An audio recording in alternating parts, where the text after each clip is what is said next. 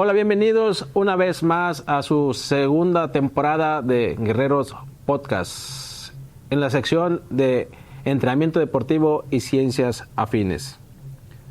En este primer episodio de la segunda temporada queremos abordar temas que son de uso común y que son bastante populares en la población. Hoy en día la actividad física pues cada vez se va haciendo más necesario. Y es por ello que cada vez los gimnasios, la actividad física, pruebas de larga distancia, maratones, pues la gente se inscribe y participa en ellas. Es por ello que el día de hoy hemos invitado y contamos con la participación de excelentes profesionales en la parte de la actividad física y la salud, donde hablaremos un poco de las recomendaciones de entrenamiento, lesiones que pueden existir cuando la gente participa en carreras populares. Entendemos por carreras populares aquellos que se inscriben, participan en carreras de 5 kilómetros, 10 kilómetros, media maratón, ultramaratón, 100 kilómetros de gran fondo, ¿no? Que son, y bueno, y también están los Ironman, ¿no? Que suelen participar y que bueno, hablaremos un poco por qué se da esa participación de la gente, cuál es el gusto, pero principalmente que nos puedan dar nuestros invitados algunas recomendaciones de entrenamiento y de prevención de lesiones, ¿no? Entonces esperamos que este podcast sea de bastante compartir ideas e información. Y bueno, sin más, pues presento aquí al doctor Gerardo Enrique Muñoz Maldonado, que es el jefe de posgrado de la Universidad Autónoma de Nuevo León. Bienvenido, doctor. Muchas gracias, Enrique. Muy amable por la invitación. Tenemos al doctor Fernando Alberto Ochoa Ahmed, especialista en deporte de alto rendimiento, entrenador nacional de tenis y con bastante también experiencia en la parte del deporte, que en esta segunda temporada pues también nos acompaña. Y el doctor Alberto Garrido Esquivel, especialista también en entrenamiento deportivo y parte de la selección de talentos del INDE, del Instituto del Deporte de Nuevo León. Pues también nos acompaña y ha estado también ya en un primer episodio, una primera temporada con nosotros. Entonces, bueno, pues creo que va a ser bastante entretenido nuestra charla el día de hoy. Bienvenidos a los tres. Muchas gracias por estar aquí con nosotros. Bueno, pues empezamos. ¿Por qué creen ustedes que la gente participa y le gusta correr? ¿Por qué eso? ¿El por qué correr? Pues yo creo que es una moda, Enrique. De repente ven a sus amigos o a sus familiares que están haciendo esta práctica deportiva. La única situación es de que a veces lo hacen no por convicción o porque ya lo hayan hecho anteriormente, sino por moda o por querer ir a acompañar a algún familiar o algún otro amigo o persona. Pero hay que tener precauciones en relación a este tipo de actividades que son espontáneas, por así decir, en donde no tienen el antecedente de tener, por ejemplo, una preparación para un maratón o para una carrera, aunque sea de 5 o de 10 kilómetros, pues si nosotros no tenemos una preparación adecuada desde el punto de vista fisiológico, pues obviamente que vamos a tener problemas. Pudiéramos dañarnos desde el punto de vista físico en articulaciones, en extremidades o desde el punto de vista cardiovascular en el corazón, etcétera. Entonces requerimos tener conciencia de lo que vamos a hacer exactamente, cuál va a ser la distancia, cómo me voy a preparar, si tengo que tener una preparación previa, porque el ir a inscribirse nada más no garantiza en determinado momento que vayas a tener o que sea esa actividad para la salud. Muchas veces, aunque digan que el ejercicio es salud, en este caso a lo mejor puede ser el ejercicio una enfermedad, si no lo haces en una forma adecuada. Bueno, pues perfecto, vamos a empezar desde ese punto. ¿El ejercicio es salud o no es salud? Bueno, yo siempre he considerado que, primero que nada, tiende a ser salud si lo que viene siendo el gasto energético va acorde a otro de los parámetros que te van orientando la actividad física hacia la salud. pero si abusas de ese sobreestímulo, entonces sí se puede convertir en algo lesivo para, ¿no? Entonces, como lo acaba de decir el doctor, tenemos que tener mucho cuidado en encontrar un equilibrio entre lo que viene siendo realizar actividad física para que haya calidad de vida o te sientas mejor en términos de salud, y lo que viene siendo orientado hacia el rendimiento, ¿no? Tiempos, marcas, demasiada exigencia desde un punto de vista de esfuerzo, que eventualmente puede ir acompañado de lesiones que pues prácticamente siempre se van presentando producto de ese sobreesfuerzo y esa autoexigencia demasiado alta, ¿no?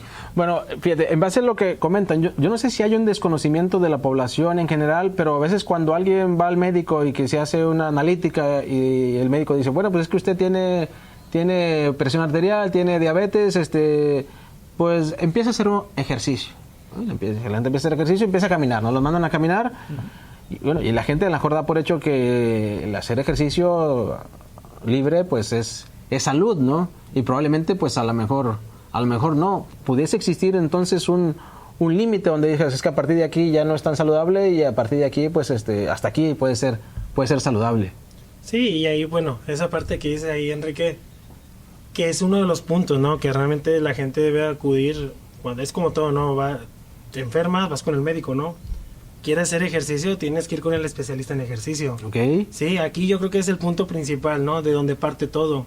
No es el simple hecho de que, bueno, lo normal, y mucha gente lo ha hecho, ¿no? De hacer ejercicio, bueno, me voy a trotar, me voy a correr, pero que muchas veces sabemos que a lo mejor hasta el caminar va a ser mejor, ¿no? Ok, digo, no lo sabemos porque no tenemos una evaluación. Pero creo que ese sería el primer punto, ir con un profesional. Sí, porque sí, lo primero que va a pasar es que la gente a lo mejor el primer día camina, pero el segundo día ya quiere correr. Okay. Y no va paso a paso, ¿no? ¿Pero por qué? Porque se desesperan, ven a su amigo, ven al que pasa corriendo en el parque y él también quiere ir, ¿no? Y ahorita lo que mencionaba el doctor Fernando, ¿no? Pues realmente no sabemos cuándo es salud o no si no tenemos un control, ¿sí? Y se puede volver perjudicial porque pues, muchas veces la gente que va a las carreras aficionadas pues le prende, ¿no? Y querer correr en menor tiempo y empieza a exigirse más, que luego pues viene el punto de las lesiones, ¿no? Que bueno, ahorita yo creo que lo vamos a tratar ese punto, pero creo que va por ahí, ¿no? Hay que ir a acudir al profesional como existe profesionales en todas las áreas. Bueno, dentro de los profesionales, ok, ya voy con un profesional. ¿Qué debo de esperar de un profesional? ¿Cuáles son o sea, yo digo, hoy, a partir de ya, quiero empezar a meterme en el mundo del running, ¿no? Que al final es el mundo del running. Voy con un profesional. ¿Qué características tiene que tener un profesional?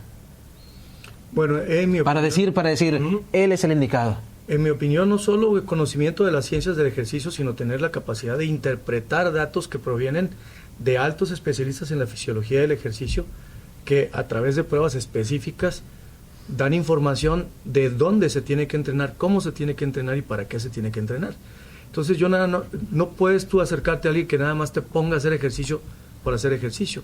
Él tiene que tener la capacidad de dosificar la carga, pero de interpretar datos que provienen de información que viene de fisiólogos de alto nivel que te dicen, cuidado, esta persona tiene que empezar en este nivel y tiene que ir paulatinamente incrementando la carga. Me explico, porque de repente por ahí, como dice el doctor Muñoz, todo se da por moda, se da por amigos, se da por recomendaciones, se da tú dale, no pasa nada, etcétera. Entonces, el profesional tiene que tener ese perfil.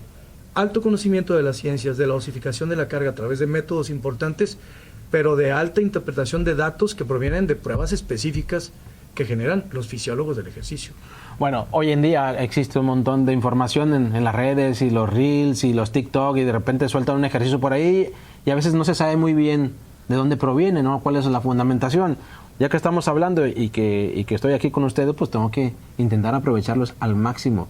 ¿Qué esperaríamos, por lo tanto, de un profesional que dices que tienen que dosificar la carga? Vamos a entrar un poquito en materia y vamos a entrar un poco más allá. ¿Cuál sería el ideal de un profesional cuando yo me ponga en sus manos de él? ¿Qué debería de esperar yo de él con respecto a decir, ¿por dónde empezamos? ¿Qué es lo primero que tendría que hacer un profesional de las ciencias de la actividad física y del deporte? Yo me remito con él y con qué tendría que empezar. Vamos a hablar un poquito de eso para que la gente diga, él es el indicado. Si hay pruebas, si hay... Sí. ¿Qué es lo primero que tiene que hacer? Claro que aquí el primer punto es ver que esté saludable, ¿no? O sea, realmente sí es mandarle a hacer sus controles. Yo creo que ahí la primera parte de la mía es ver con el médico que realmente, a ver, estés saludable.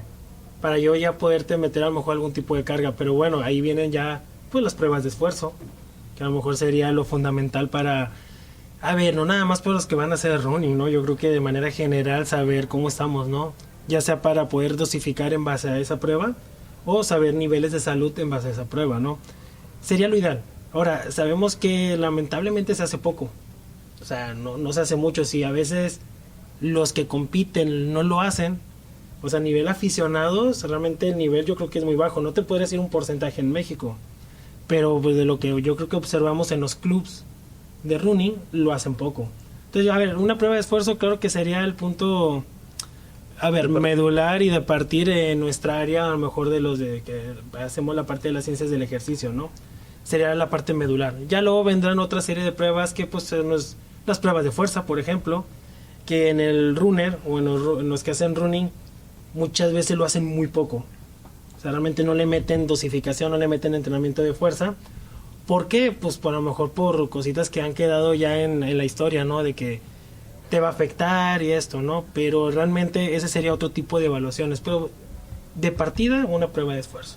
Ok, antes de la prueba de esfuerzo, Doc, ¿pudiese haber alguna prueba previa a la prueba de esfuerzo, como analítica o presión arterial o evitar algún riesgo de algún daño cardíaco, por ejemplo, que vamos a correr, no sé, desde ese punto, ¿qué es lo primero que tendría que hacer antes de la prueba de esfuerzo? Mira, Enrique, lo más importante cuando uno va a hacer una evaluación en paciente es tener una buena historia clínica. Empezando con los antecedentes que tiene la persona, si tiene padres o no diabéticos, si tiene alguna enfermedad, cómo se ha comportado durante la vida, si ha tenido algún otro tipo de padecimiento, porque no todos van a estar sanos. Es decir, lo que dice Beto es cierto, de que tiene que tener primero una entrevista previa con un médico para que le diga si está sano o no. Ok, vamos a suponer que no está sano y precisamente la diabetes a lo mejor requiere un cierto tipo de ejercicio, ¿verdad? Para poder cambiar los parámetros que trae de glucosa, etcétera.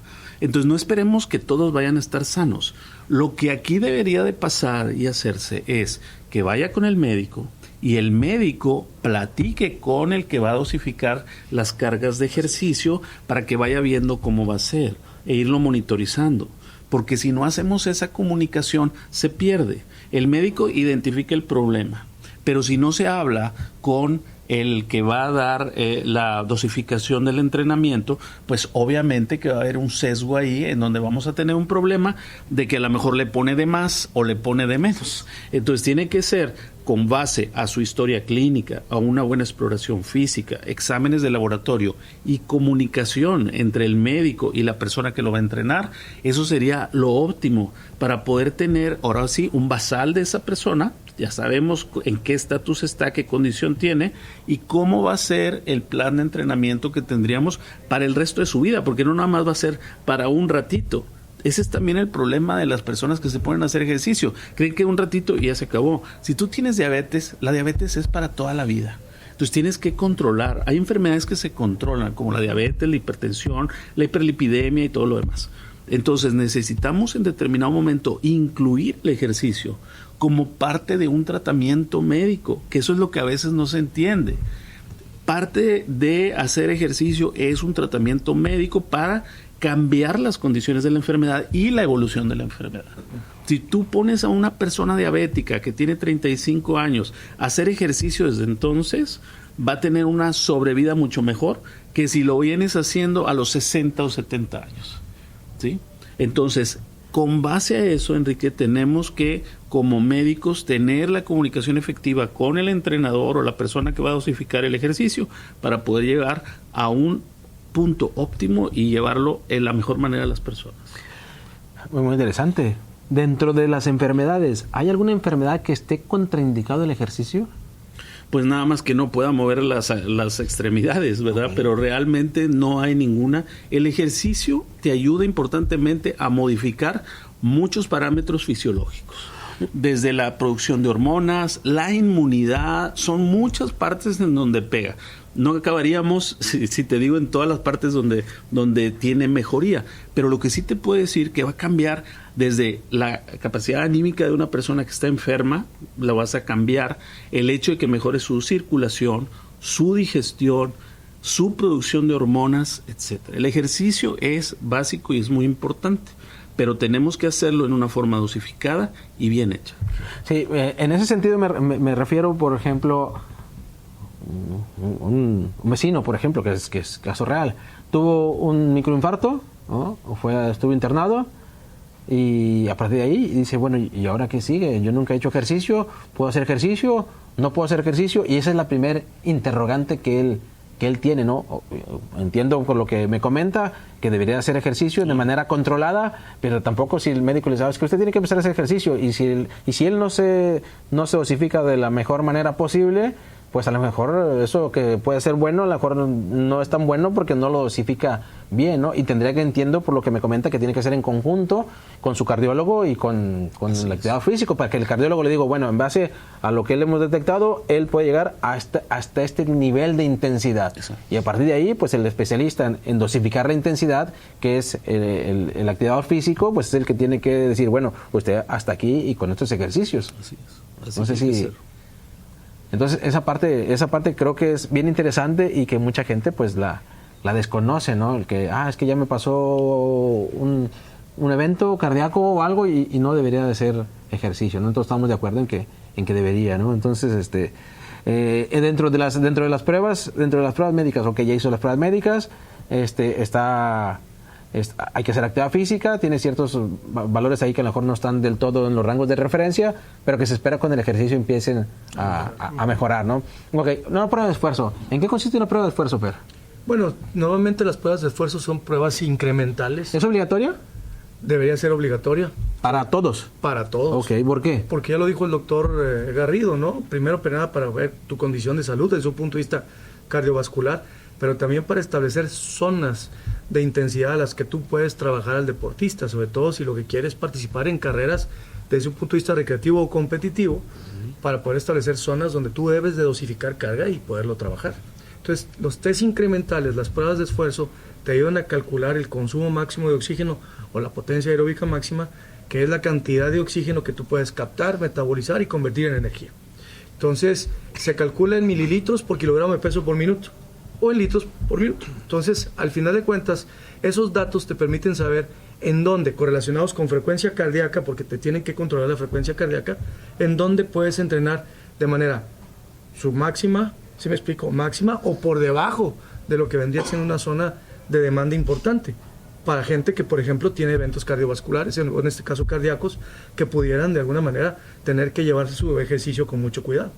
Pero es básica. ¿Me puedes explicar un poquito más qué es el VO2 máximo? ¿Eso qué es? Es la cantidad de oxígeno que el organismo capta, producto de la respiración, ¿sí me explico? Y convierte en energía para poder de alguna manera realizar una actividad que en este caso es deportiva. Bueno, todo el mundo tenemos un consumo de oxígeno en reposo. Si yo tengo un consumo de oxígeno más elevado, ¿eso para qué me alcanza? ¿Para qué me sirve? Te sirve para poder realizar actividad física a más intensidad y con más duración. O sea, a mayor VO2 es mayor mejor capacidad de tolerar esfuerzos, okay. ¿Sí me explico? Y obviamente mantenerlos en el tiempo. ¿Ok? Entonces, en reposo todos tenemos un consumo de oxígeno, 3.5 mililitros por cada kilogramo de peso, ¿verdad? Entonces eso se puede convertir en equivalentes metabólicos o METs. Se dice por ahí que para que el ejercicio por semana valga la pena, tiene que rondar los 600 MET. ¿Sí me explico? Y ahorita la OMS, la Organización Mundial de la Salud, está recomendando llegar inclusive a los 8,000 METs por semana. Entonces, para que ustedes se den una idea, correr 2 veces a la semana, media hora, son 450 METs aproximadamente. No alcanza. Entonces, prácticamente tienes que mantenerte activo. ¿Sí me explico? Tienes que consumir energía, tienes que quemar kilocalorías. Cada vez somos más sedentarios, cada vez tenemos que movernos más. Exactamente. Bueno, ¿y eso dónde se hace? ¿Quién hace en Nuevo León? ¿Quién hace...? Bueno, pues aquí tenemos nuestro laboratorio de rendimiento, nuestro laboratorio que dirige el doctor Pedro Morales y la doctora Dulce Morales Elizondo. Entonces ellos son expertos que pueden cuantificarles ahí su carga a través de una prueba de esfuerzo. Aquí tenemos a un especialista, el doctor Garrido, que también tiene herramientas de alto nivel para poder cuantificar carga. Y también está el Departamento de Medicina del Deporte y Rehabilitación Física en el Hospital Universitario, que tiene bandas sin fin, tiene cicloergómetros, tiene todas las herramientas para llevar a cabo este tipo de pruebas que son básicas para poder dosificar carga y atreverse a hacer ejercicio, pues no solo buscando tiempos y marcas, sino buscando salud.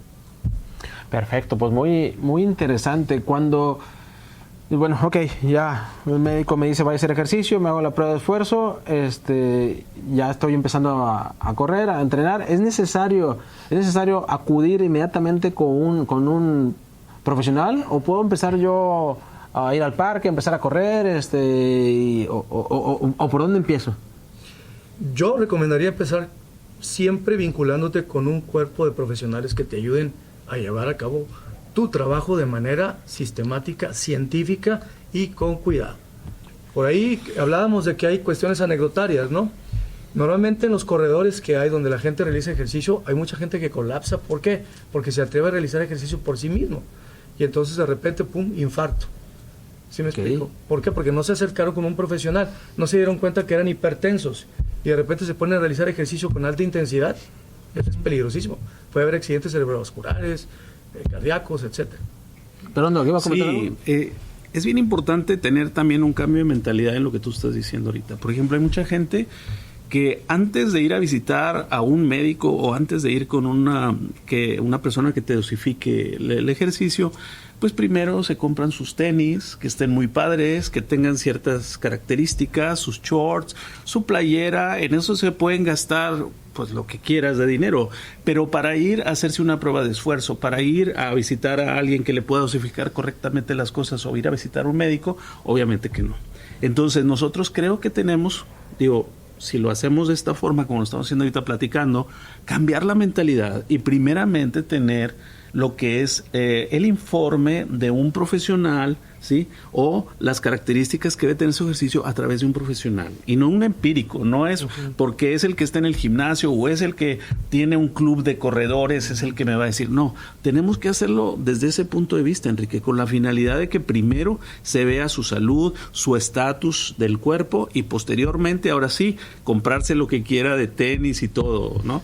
Porque esa es la mentalidad que nosotros tenemos. Creemos que con un tenis muy caro o con unos shorts muy caros vas a tener más rendimiento, vas a mejorar las cosas y que no te va a pasar nada. Es al revés. Yo creo que por ahí es importante ese punto. Bueno, es un punto bien interesante porque a veces uno quiere imitar lo que hacen los profesionales, ¿no? Y a veces ves el que es el campeón olímpico en maratón y dices tú, mira, pues qué tenis trae y yo también quiero de eso, ¿no? Porque ya si nos metemos un poquito más en el tema de biomecánico, pues es que son los que tienen más amortiguación, los que pronan menos, los que son más neutros. Yo quiero eso, ¿no? Cuando probablemente las características que tenga ese profesional antropométricas pues sean muy diferentes a las que tiene el corredor aficionado, ¿no? Que a lo mejor en la parte biomecánica, pues incluso a lo mejor hacer un análisis de la marcha, ¿no? No sé. Así es. Y bueno, ahorita lo que decía el doctor Muñoz, ¿no? Ese punto de que queremos imitar lo que hacen los demás, haciendo un poquito a esto, pero imitar en cuanto a los tenis, la ropa, pero también el entrenamiento. Sí. O sea, luego quieren imitar los mismos entrenamientos de estos tipos que, son unos fuera de serie, no puedes, o sea, no hay manera. Pero no es que lo veamos con poca gente, realmente sí lo vas viendo mucho en algunos clubes de corredores. A lo mejor de repente hacen volúmenes de entrenamiento altísimos, pero a ver, esa gente no se dedica a eso. O sea, tiene su familia, tiene su trabajo, el día a día, y luego te hacen ese tipo de entrenamientos, por supuesto que no se convierte en salud, lo que hablábamos. Entonces, es imitar como se viste el superatleta, pero también quieren imitar el entrenamiento. Entonces, no hay manera. Yo quería como que a lo mejor darle un poquito a eso, porque es muy común lo que está sucediendo a lo mejor a nivel local, pero también a nivel nacional, ¿no? Y es tener mucho cuidado porque sí está teniendo algunos problemas que pues yo creo que todos conocemos, algunos problemas que han tenido algunos corredores de lesiones, a lo mejor bueno, si son lesiones musculares, eso pues bueno, lo recuperamos, pero cuando ya se vuelve un poquito más grave, ahí están las consecuencias, ¿no? De que no van con un buen volumen de entrenamiento, ¿no?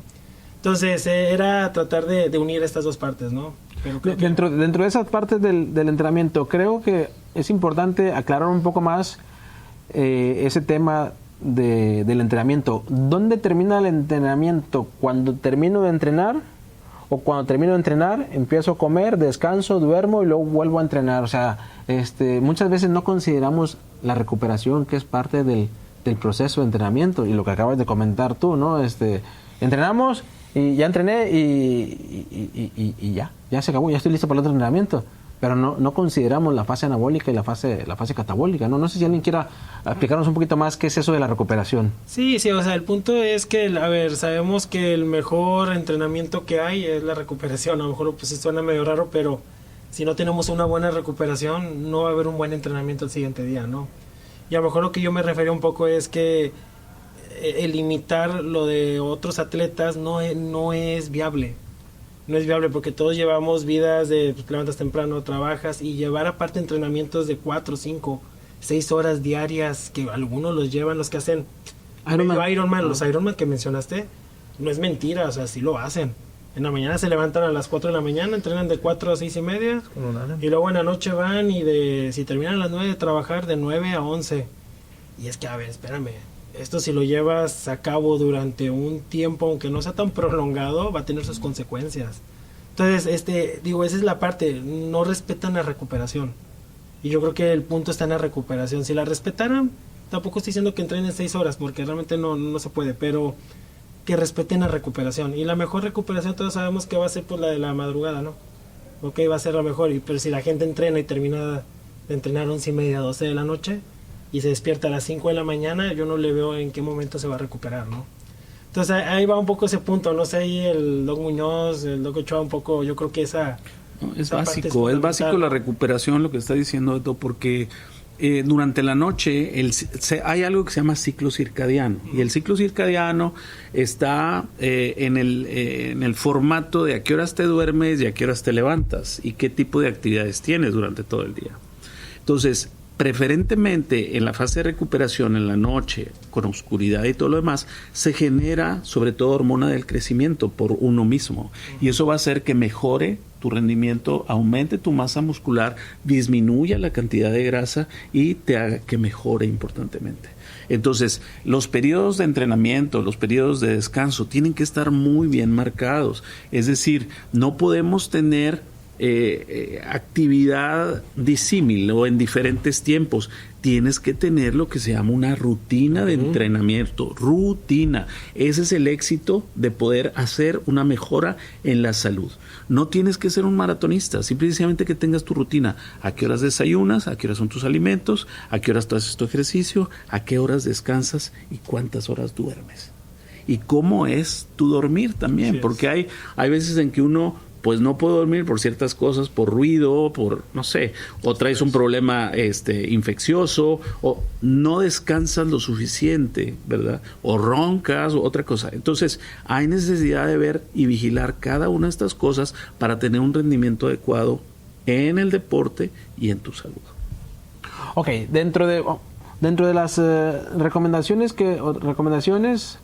o metas que puedo tener de un entrenador, ¿qué podría yo esperar en cuanto vamos a hablar de los métodos de entrenamiento y en cuanto a las estrategias de recuperación? Si yo ya estoy en la prueba de esfuerzo, estoy con un profesional, ¿qué podría esperar del profesional en cuanto a la forma de entrenarme? Vamos a hablar un poquito de eso, o sea, ¿qué método de entrenamiento mi entrenador me debería de aplicar o podría yo esperar para correr un 10K, por ejemplo, ¿no? O sea, ¿con qué métodos me entrenaría, vamos? Hay diferentes metodologías para poder obtener el máximo provecho posible del entrenamiento. Hay unas que son muy comunes, piramidales, en zonas de umbral, por ejemplo, la zona aeróbica o zonas polarizadas, ¿no? Donde prácticamente la mayor parte del volumen del entrenamiento es en zonas de muy poca intensidad. Eso se recomienda para deportistas que están empezando. Okay. ¿Sí me explico? Entonces, sí, hay que trabajar en zona 2, en zona de umbral y en zona de altísima demanda, pero muy poco porcentaje. Entonces, gran parte del volumen en kilometraje que se pueda manejar por semana, pues se hace en zonas de muy poca demanda desde un punto de vista físico. Entonces, ese tipo de metodologías son las que ayudan a las personas que están empezando a prepararse ya para correr de manera recreativa en ciertas carreras. Pero conforme vamos avanzando en nivel de rendimiento y ya aspiras a llegar a ciertas marcas, ya tienes que trabajar en zonas de umbral, siempre donde la demanda fisiológica es importante, donde tienes que prácticamente acumular ácido láctico o lactato ya de forma ionizada. Y entonces tienes que tolerar esfuerzos importantes por una cantidad de kilómetros que conforman un volumen en tu sesión y en tu semana de trabajo. Lo que no podemos es esperar resultados sin tener que cumplir con un volumen determinado en términos de kilometraje a recorrer. Si me explico, es imposible mejorar el indicador cardiovascular o el consumo máximo de oxígeno sin correr una cantidad de kilómetros. Ahora, ¿cómo correrlo? Entonces ahí es donde el especialista te va diciendo. Tanto en esta zona, a esta frecuencia cardíaca, si me explico, a esta velocidad de desplazamiento, tu kilómetro a tanto, puedes correr de manera continua, puedes correr de manera fraccionada, si me explico, puedes dar tiempos de recuperación o densidad del entrenamiento orientada hacia un objetivo específico de rendimiento. Y es ahí donde se requiere un especialista que te vaya orientando. ¿Sí me explico? En cuanto a los métodos de entrenamiento, los kits, he escuchado mucho que a veces en los gimnasios andan los kits. ¿Qué son los kits y en qué consisten? Y si pudieran ayudar en algo para mejorar la capacidad aeróbica en este caso. Los kits son intervalos de alta intensidad donde el consumo de oxígeno que demandas para poder realizar ese tipo de ejercicios es arriba del 70% o estarías por arriba del 80% de la frecuencia cardíaca máxima que tú obtienes en una prueba de esfuerzo. Entonces, ¿qué sucede? Son nuevamente entrenamientos que te ayudan a tolerar esfuerzos con hiperacidez, con altas acumulaciones de lactato. Pero no cualquiera los puede realizar. Tu organismo tiene que estar preparado para poder entrenar en esas zonas de intensidad. Por eso es importante polarizar, empezar con intensidades bajas, volúmenes cortos de trabajo y vas adaptando, buscas efectos del entrenamiento que te permitan preparar al organismo para recibir ese tipo de trabajo en hits o en intervalos de alta intensidad. Okay, entonces, si estamos comentando que hay que entrenar más de 2 veces por semana, que a lo mejor podría ser entre 3 a 5 veces por semana o hasta 6, dependerá del nivel del deportista. ¿Cuánto es lo mínimo que tendría que entrenar si alguien va empezando? Para que esté por arriba del umbral que tú comentas, para que haya adaptaciones de manera benéfica, ¿no? Para mejorar su capacidad aeróbica. Bueno, ahí sí ya sería, ahora sí como decimos, ¿no? Uno de los principios del entrenamiento pues es la individualización, ya cada quien será, ahora sí que volúmenes, intensidades diferentes, como lo comentaba el doctor Fernando. Sí es difícil a lo mejor decir ahorita algo, porque ocuparíamos tener el valor pero de la persona, ¿no? ¿qué podría esperar? O sea, al final de manera, estamos hablando de general, no lo hemos individualizado, pero de manera general, ¿qué podría esperar un atleta que diga, es que mi entrenador me dijo que una vez por semana? Bueno, pues si él dice que una vez por semana, pues así es, ¿no? En ese sentido, ¿qué podría esperar entonces? ¿Si es suficiente una vez por semana, 2 veces por semana? Claro, 3 veces sabemos que pues el ejercicio tiene que ser continuo para generar una adaptación, ¿no? Okay. Si lo hacemos un decir, ¿no? Una vez por semana, digo, yo esto creo que de manera general para todas las personas, pues a lo mejor el que lo hace una vez por semana, pues realmente no va a tener ningún efecto, ¿no? O sea, va a ser un efecto muy pobre, ¿no? Beto, pero hay gente que es así, ¿eh? Hay gente que va un día y luego, es que ya no pude, la rutina, lo que comentaba el doctor, es que la otra semana empiezo otra vez. Y oye, ya tengo un año y voy todos los días una vez por semana. ¿Y qué pasa con eso? ¿Funciona o no funciona? Tanto para rendimiento como para la salud. Sí, no, para todo realmente ocupamos irnos adaptando a todo, ¿no? O sea, tiene que ser algo de manera constante, si no, no tiene ningún efecto, ¿no?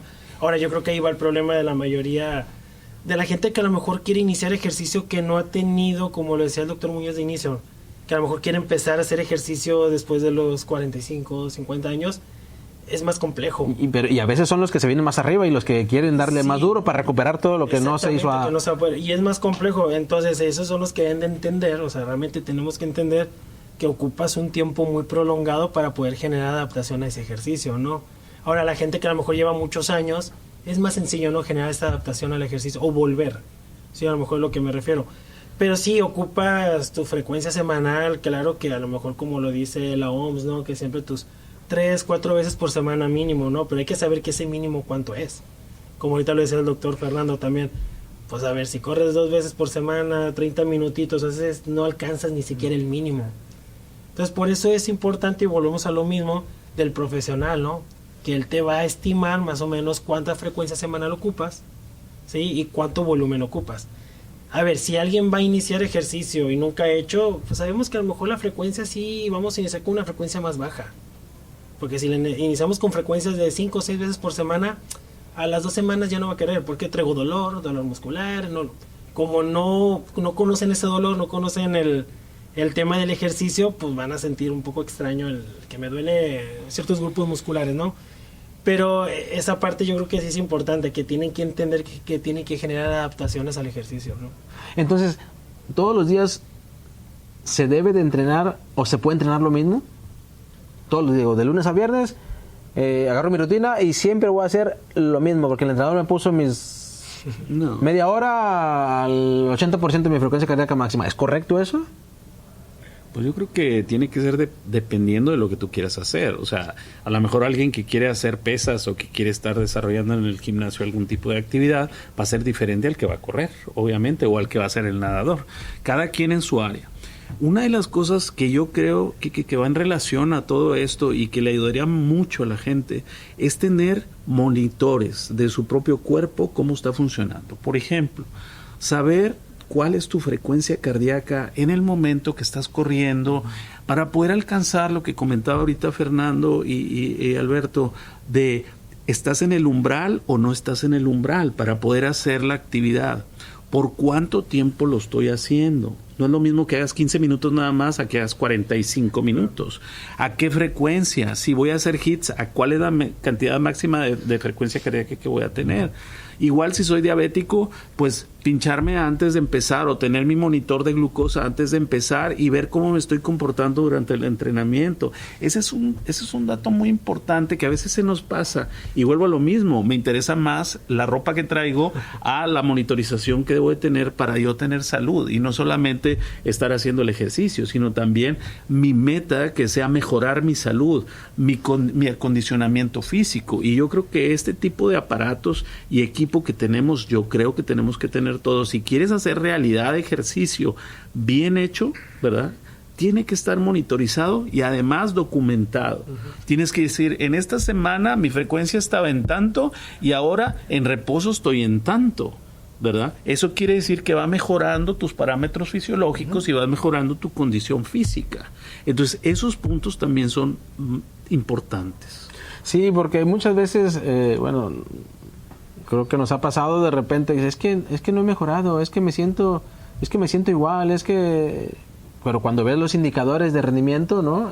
A través del control de la carga con diferentes dispositivos tecnológicos, dices tú, es que si has mejorado, mira, estabas aquí, en tu frecuencia cardíaca máxima, o la frecuencia que alcanzabas en esta intensidad, ahora es menor. Claro. Ocupas menos energía para hacer la misma intensidad. Eso a lo mejor la gente no lo sabe, ¿no? O la frecuencia cardíaca en reposo, ¿no? Basales. Es que para estar dormidito, pues es que ocupas menos esfuerzo del corazón. Pues es más eficiente, ¿no? Entonces esas son cosas bien interesantes que a veces uno no desconoce, pero bueno, tiene que arrimarse con los profesionales, ¿no? Para que lo orienten y en ese sentido, pues estar en la mejor condición posible para el desarrollo de su actividad. Dentro de la recuperación, que ya estamos viendo un poco de los temas de entrenamiento, ya hemos dicho que no todos los días debo de esperar entrenar lo mismo, ¿no? Hay días que sean más intensos, otros menos intensos, porque ahorita decía Beto, es que a lo mejor no entrenar todos los días. Les pregunta, pero si no entreno todos los días, ¿cómo puedo tener mi rutina? Yo creo que a lo mejor se puede ir todos los días a entrenar, pero no todos los días hacer lo mismo, ¿no? Para que tengas esa rutina. Exactamente, ¿no? No sé si alguien me quieras hablar un poquito que ese concepto, ¿no? Del principio de variación de la carga. Al final de cuentas es poder realizar un determinado tipo de actividad física, pero con diferentes contenidos que te pueden llevar a un mismo objetivo de rendimiento. Entonces, lo hay en la fuerza, puedes trabajar diferentes grupos musculares, pero acá puedes trabajar diferentes metodologías. Entonces, en este caso, si lo que quieres es mejorar tu condición cardiovascular, puedes trabajar por un método continuo un día, puedes trabajar un método continuo variable el siguiente, o puedes trabajar por hits el siguiente. Lo importante es que estés variando siempre las intensidades, porque hay metodologías que se llaman high-low, ¿sí me explico? Que orientan al principio de la variación para no hacer lo mismo, porque eventualmente o sobrecargas un determinado grupo muscular o un tipo de extremidades o una articulación que puedes llevar a la persona a lesionarse. Entonces, lo importante es ir variando no solo las metodologías del entrenamiento, sino también la intensidad a la que las aplicas, la cantidad de ejercicio o estímulo que también aplicas en el momento en el que estás entrenando y los tiempos de recuperación. Eso te va a ayudar a que el principio de la variación, de no hacer lo mismo, siempre te ayude a cumplir un objetivo determinado de rendimiento. Y en términos de recuperación, siempre la hidratación va a ser clave. Casi nadie toma importancia o le da importancia al proceso de la hidratación. La clave de todo para que desde un punto de vista enzimático y hormonal funcione todo bien es que estés correctamente hidratado. Si me explico, no solo es nada más dormir, sino también hidratarte como debe ser. Antes de tocar el tema de la recuperación, me gustaría cerrar un poco el tema de la rutina. ¿Cómo tener esa rutina? Al final, cuando estamos con gente que ha entrenado durante muchos años, pues eso no tiene problema para generar rutina. El problema son los que no han hecho ejercicio y que quieren tener esa adherencia y que quieren generar esa rutina, ¿no? Puede ser el caso que diga, es que empecé a correr, llevo corriendo, no sé, 3 semanas, o no sé, 5 días. Ya no quiero ir hoy porque estoy muy adolorido, muy fatigado, hoy no voy a ir. Y no vas, y el otro día dices tú, pues es que no vine hoy, ayer no vine, hoy tampoco, no pasa nada, pues dejo más días sin ir. O que sea intermitente. Yo creo que dentro de lo más adecuado que pueda haber es decir, bueno, plantéate tus horarios, entrena de lunes a viernes, por ejemplo. Okay. Habría días, a lo mejor 3 días que puedan ser más intensos y a lo mejor 2 días que sean menos intensos. Que esos días no son tanto para el desarrollo de alguna capacidad física en concreto, pero sí como recuperación para que el siguiente día estés lo más adecuado posible para hacer otro entrenamiento de alta intensidad. Pero no te saltes el día de ponerte tu ropa deportiva, de generar esa rutina, ¿no? De ese hábito. No sé si estén de acuerdo conmigo o si quieren agregar un poco más en ese tema, ¿no? No, es lo que decía el doctor Fer, ¿no? También, o sea, este mismo tema de las diferentes metodologías y la variación del ejercicio también va a ayudar a la persona de no hacer exactamente siempre lo mismo, ¿no? O sea, también ayuda en la parte psicológica, ¿no? De que, a ver, de lunes a viernes va a ser continuo durante 1 hora. Bueno, a lo mejor el primer día vas, el segundo, como que el tercero. Ya no vas. O sea, si le vas cambiando los temas de que, oye, son intervalos, y a lo mejor son divertidos los intervalos, ¿no? Porque son rápidos, pero tienes momentitos de descanso. Entonces la gente también va haciendo adherencia al ejercicio. O sea, al hacer esta variación ayuda. A ver, ayuda a que mejoren la condición física, pero también ayuda a que se motiven a estar yendo y estar continuamente en el ejercicio, ¿no? Yo creo que esa parte también ayuda, ¿no? No es el simple hecho nada más de ayudar también a la persona que se motive, ¿no? Sí. ¿Cómo se recupera más rápido un atleta? Pues es lógico que sea a través del sueño, es lógico la síntesis proteica. Estamos hablando de una alimentación adecuada, ¿no? Para poder ir nutriendo al músculo por ese desgaste tan grande, el tiempo bajo estrés mecánico en el que está cuando está corriendo, que estamos hablando de corredores, pero también cuando se está levantando pesas, también es importante, se levanta peso. Y la hidratación. La hidratación evita que haya hemoconcentración, que se espese la sangre y por ende, pues puedes derivar todo. Con la comida diaria es suficiente para una persona que quiere correr una media maratón, por ejemplo, que ya está más... No. Una cosa importante que ahorita decía Fernando también es la hidratación. 70% del cuerpo de nosotros es agua, distribuida en diferentes partes, pero es agua. Y si nosotros perdemos un 5 o 10% al estar haciendo ejercicio, obviamente que tienes que recuperar. Si no te vas a concentrar, vas a tener problemas de todo tipo. Esa es una. 2, lo que decía ahorita también Beto, desde el punto de vista psicológico, el hecho de las variaciones que tengamos en sueño, en ejercicio y todo eso es importante. Pero un punto que te hace abandonar importantemente el ejercicio es que no veas que bajes de peso. Una persona que está con sobrepeso u obesidad, lo pones a hacer ejercicio y dice, es que hago mucho ejercicio y no bajo. Pues ahorita ya se cambiaron los parámetros. Antes se medía el índice de masa corporal, el IMC, en donde estaba dada por tu estatura, tu peso y todo lo demás, tu edad. Ahora, pues ya no es necesario. Ahora es cuánto traes de grasa y cuánto traes de masa magra. Puede ser una persona que mida 1,70 y pesar 100 kilos, y otro que sea 1,70 y pesar 100 kilos, nomás que uno está obeso y el otro está musculoso. Entonces ahí es la diferencia. Tenemos nosotros que tener parámetros diferentes para no sentirnos mal, porque muchas veces es que la persona que está haciendo más ejercicio va a aumentar masa muscular por la alimentación y todos los elementos que está incorporando, no va a bajar de peso y se va pues a sentir mal. Dice, es que peso lo mismo. No es de que pesas lo mismo, es cómo te queda la ropa, si te hiciste un estudio de cuánta grasa traes. Eso también es un parámetro importante que no lo ven y que tenemos que ver, ¿verdad? El otro, la alimentación. Obviamente que si estoy en una rutina de ejercicio, pues tengo que cuidar mi alimentación. No se vale estar el fin de semana echarle la cerveza, las fritos, las papas, esto. Obviamente tenemos que tener también un régimen alimenticio. Si queremos meternos de lleno a correr, a hacer una rutina y que haya un beneficio tanto físico, mental y de salud, tiene que ser con las 3 esferas. Tiene que ser el ejercicio, tiene que ser con la dieta también y una hidratación adecuada. Es las 3 partes que nosotros tenemos que mantener siempre en un equilibrio. Y dentro de las... ¿quién es el más apropiado, adecuado para hacer esas recomendaciones nutrimentales?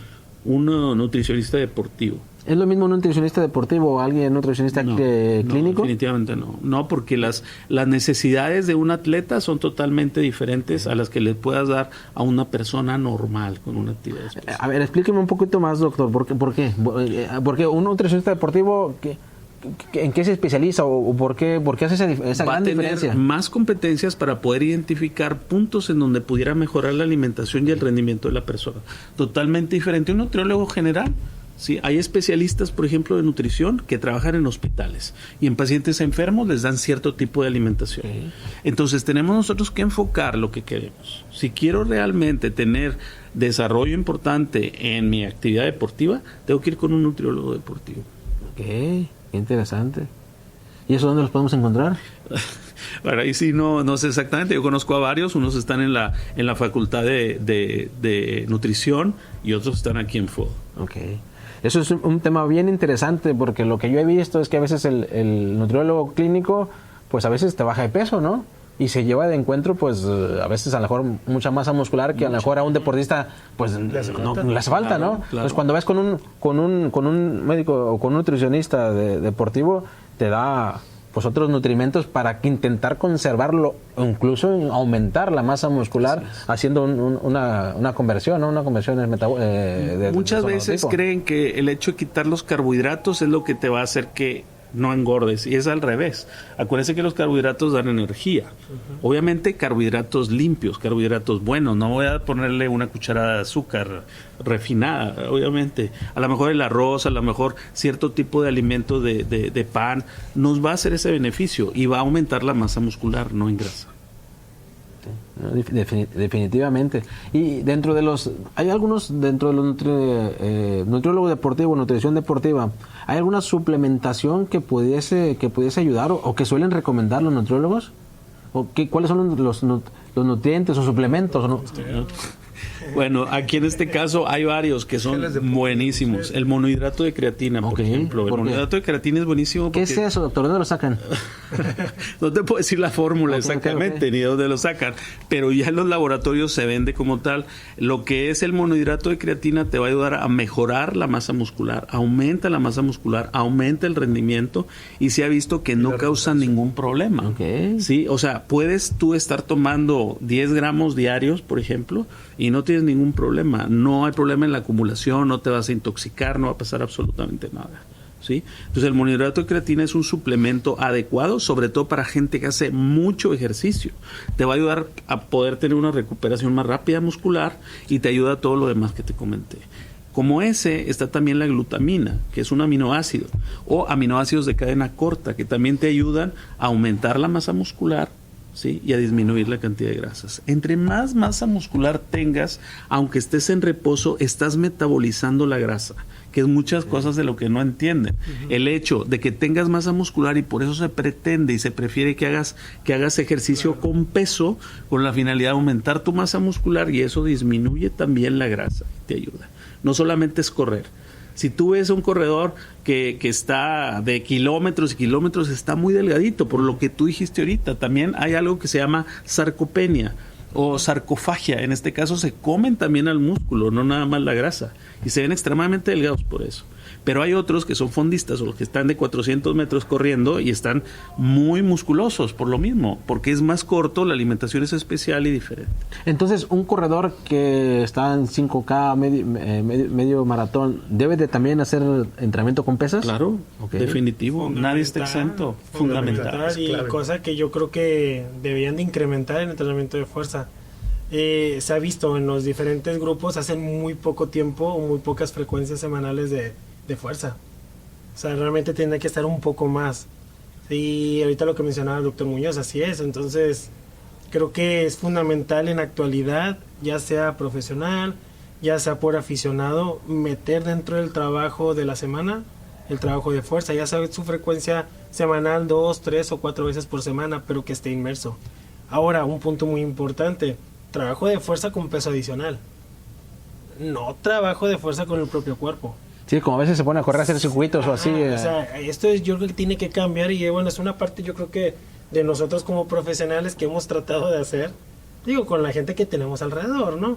De peso adicional, no, porque luego la gente dice, no, es que voy a hacer masa muscular. Le digo, a ver, estás haciendo mucho trabajo de resistencia, ¿cómo vas a generar mucha masa muscular? Realmente tampoco va a pasar, ¿no?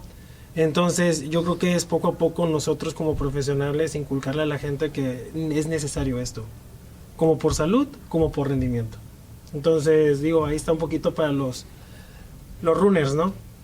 De 5K, medio maratón, Ironman, lo que sea, tienen que tener dentro del trabajo de fuerza. Perfecto. Dentro de las del entrenamiento y el volumen, pues suelen surgir lesiones. ¿Cuáles son las lesiones más comunes que pueden ocurrir? Híjole, pues siempre se presentan lesiones en la banda iliotibial, tendón de Aquiles, ¿sí me explico? Lesiones que vienen normalmente a perjudicar el proceso, no solo de competición, sino también de entrenamiento, porque llevan tiempo. Y todas las lesiones que se van presentando normalmente son por sobreuso o por falta de una biomecánica correcta desde un punto de vista de ejecución. Vamos por partes.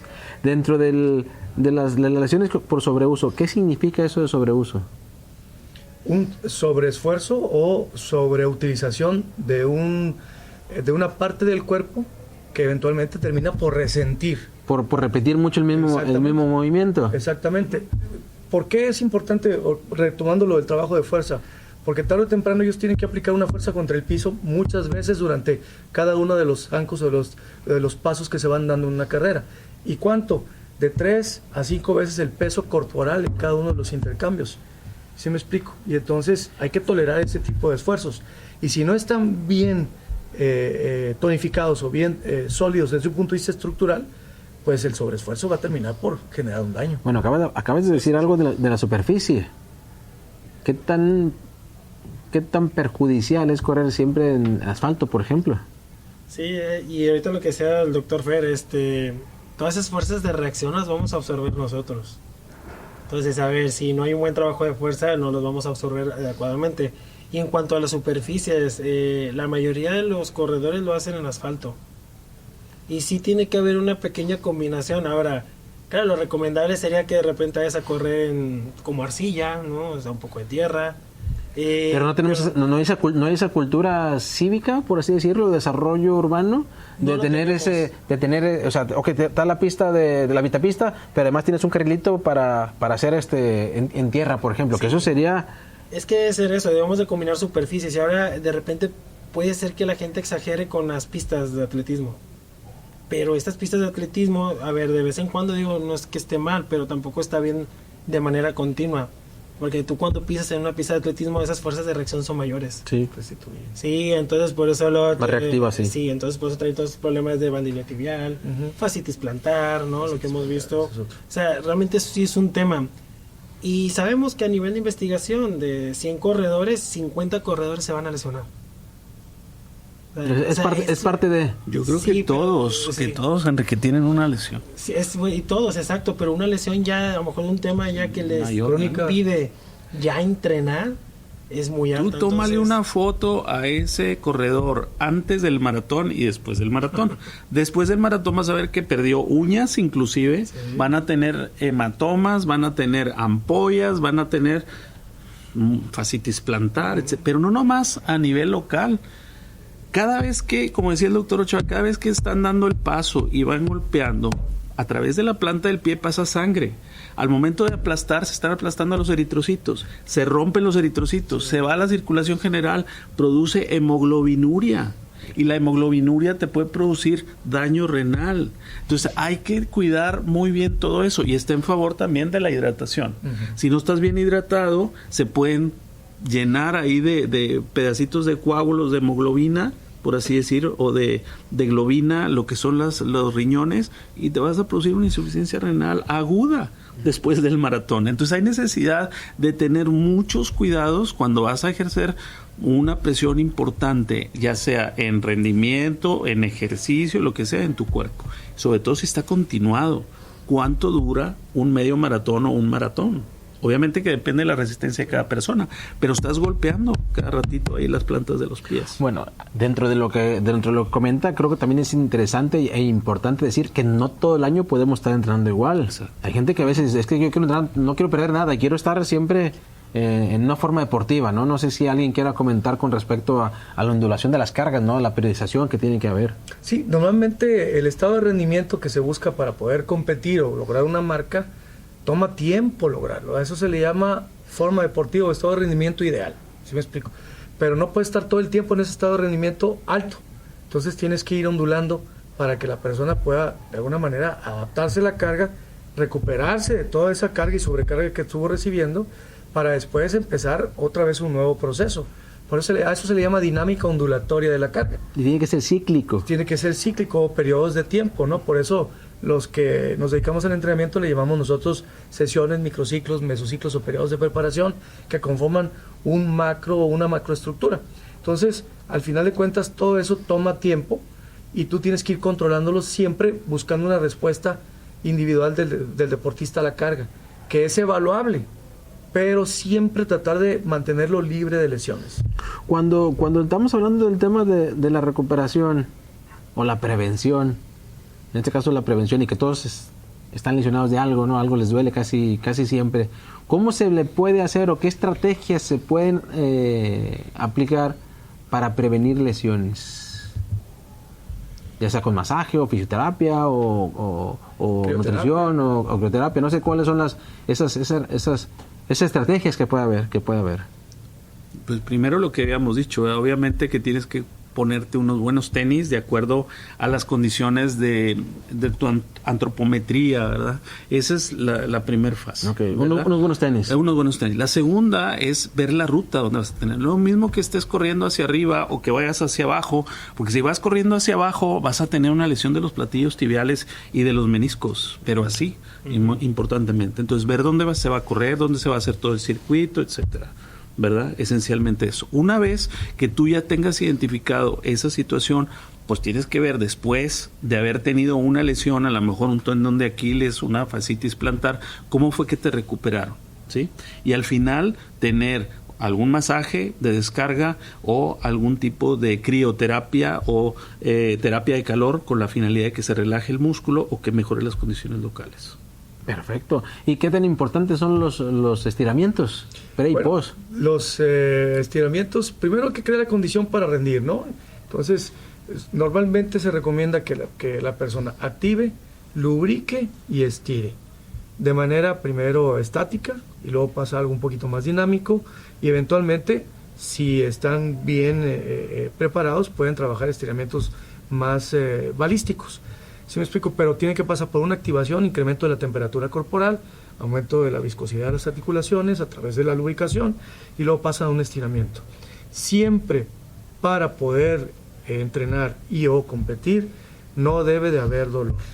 Eso es bien importante, ¿no? Porque muchas veces piensan que si uno desplaza la articulación de más a través de un plano angular, eso es bueno. No necesariamente. Tiene que ser siempre el control y el estiramiento al final, como parte de un proceso de enfriamiento, es clave para poder de alguna manera descargar metabólicamente al cuerpo. Entonces hay que calentar y enfriar. Porque muchos veces terminan, se suben al coche y se van y no es lo más saludable posible. Dentro de su experiencia, el hacer una rutina de estiramiento puede ayudar a prevenir lesiones. Sí. Sí, totalmente.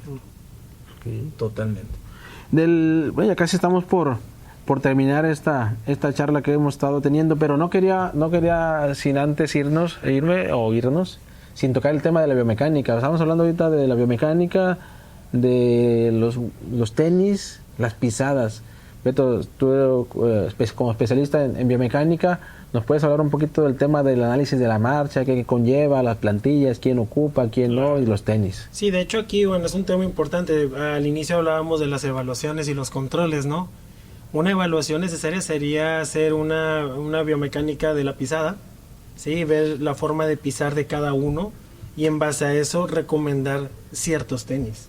O sea, sería lo primero, como decía el doctor Muñoz, antes de que vayan a comprarse la ropa y los tenis, primero evalúense y en base a esa evaluación ver qué tenis ocupas. Sería una. Otra, ver si ocupas a lo mejor algún tipo de ayuda. No todos lo ocupan, pero a lo mejor algún tipo, yo siempre he dicho que hay gente que ocupa una plantilla personalizada, ¿no? Como lo hemos visto, ¿no? Hay gente que a lo mejor tiene una pisada demasiado pronadora, porque yo he dicho, siempre le digo a la gente, ya la gente ya hace el estudio y me dice, es que yo prono. Digo, a ver, la pronación es algo natural. Nada más hay que ver qué grados estás pronando, ¿no? Y en base a esos grados, corregirlos para ponerte unas plantillas personalizadas en el tenis y corregir ese pequeño apartado, ¿no? Ahora, también hay un tema muy importante. Ese sería como una plantilla personalizada. Pero otro punto de ayuda es que no son milagrosas también. Pero la gente dice, ya me pongo la plantilla y ya no me va a doler nada. Le digo, no, tampoco. O sea, hay que ir yendo con la parte del fisio, el entrenador, todo va en conjunto, o sea, no es milagroso. Y siempre les comento, aparte la parte mecánica o la parte de la biomecánica va a ayudar con un trabajo de fuerza. O sea, va de la mano, ¿no? Entonces, sí es un estudio, a ver, esos estudios se llaman estudios de baropodometría, donde ves los puntos de presiones plantares y en base a esos puntos de presión plantar se manda a hacer una plantilla personalizada para cada quien. Y ese se puede introducir a un tenis de alta gama o de baja gama, como quieran, pero se puede introducir y tener un mejor rendimiento, vas a tener un mejor rendimiento, claro. Sí, pero también a nivel de salud te va a ayudar a poder prevenir también un tipo de lesión, ¿no? Porque yo también igual le comento a la gente, si yo pongo a hacer un análisis de la marcha a todos, yo creo que la mayoría no vamos a tener una buena marcha humana. Todos tenemos detallitos y la idea es corregir esos pequeños detallitos, ¿no? A veces es difícil por la edad, ya a lo mejor ya somos mayores y corregir, hacer una reeducación de la marcha es compleja, lleva muchos años, no la vamos a hacer. Entonces a veces tenemos estas alternativas de una plantilla, ¿no?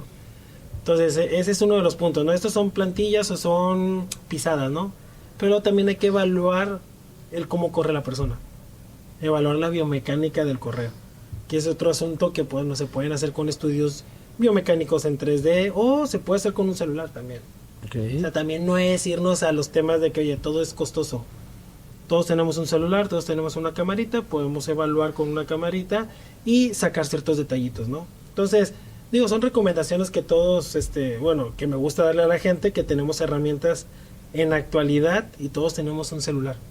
Entonces ahí tenemos una buena herramienta para hacer un análisis biomecánico básico, pero nos funciona. Sí, hace años, ¿no? Que decía, bueno, los tenis, los aires no sé qué, ¿no? Cuando a veces pues pueden ser contraproducentes, ¿no? Entonces hay que tener muchísimo cuidado porque todo empieza por los pies.